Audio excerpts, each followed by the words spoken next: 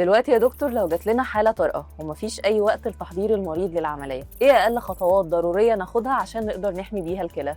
بص حضرتك، هو وقت تحضير العمليه صعب ما يكونش في وقت، لان اي مستشفى فيها قسطره بقدر ان انا اعمل وظائف الكلى وتطلع خلال نص ساعه. الفكره كلها انا خلاص قررت ان العند لازم اخش فيه ولازم اعمل له تدخل سريع عشان حاله القدم او حاله الطرف اللي هشتغل عليه حرجه، فمش هينفع اجل. ده بيتم عن طريق حسب وظائف الكلى وحسب الكونسلتيشن اللي احنا بنعملها او الاستشارات اللي احنا بنعملها، هل بستخدم صبغه من نوع امن على الكلى، ولا بالتالي اقدر استخدم غاز ثاني اكسيد الكربون من البدايه واشيل اللود من على نفسي ومن على العيان، وان احنا على طول نشتغل. الفكره كلها ان المكان اللي انا هشتغل فيه هل بيدعم خاصيه استخدام غاز ثاني اكسيد الكربون ولا لا، لان مش اي جهاز قسطره بنقدر نشتغل عليه بنفس التقنيه دي. لكن خلاص انا قررت ان انا هشتغل العيان، في عندي حلين. الحل ده هل هو امن على الكلى ومفيش مشاكل على الكلى، بعد ما شفنا الوظائف بنشتغل عادي جدا. طب لو في ارتفاع في وظائف الكلى، يا اما الاماكن دي مش متوفره التقنيه ديت، لازم انقل العيان، لان انا مش هصلح طرف للعيان وفي التالي افقد الكلى بتاعته، لان احنا ما بقرر مع العيان ان انا